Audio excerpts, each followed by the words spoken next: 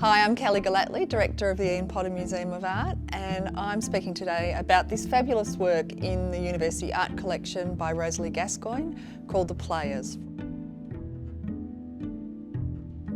Her story itself is quite magical. She's well known now for her extraordinary start as an artist. She was untrained and held her first exhibition at the age of 57.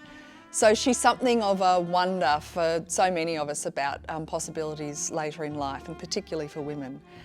One of the things that fascinates me about Gascoigne is her incredible transformation of found materials. Interestingly, Rosalie had found in Gunneroo, which is a suburb outside of Canberra. She used to jump in the car once the family had moved down to the suburbs of Canberra and drive around and collect things. She was well known for raiding rubbish tips and the like. These boxes were collected in '73. She may have found more along the way, but that a work like this doesn't eventuate until 1981 is really significant and shows that she spent time allowing the materials to effectively speak to her.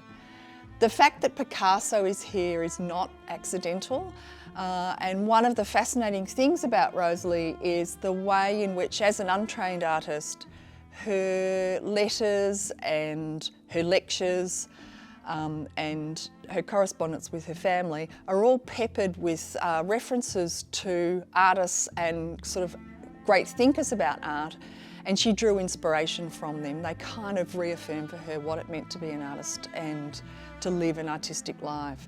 And Picasso is one that she drew on time and time again, so she did, I think, have a real affinity with his sense of himself as an artist, but also his experimentation and the fact that I think he pushed and shifted across his career.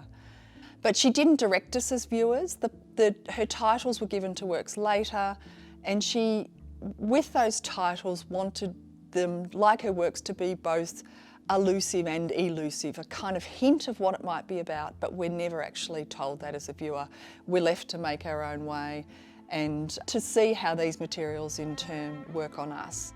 Part of her practice is that she leaves things open for the viewer and allows a space of sort of contemplation and wonder.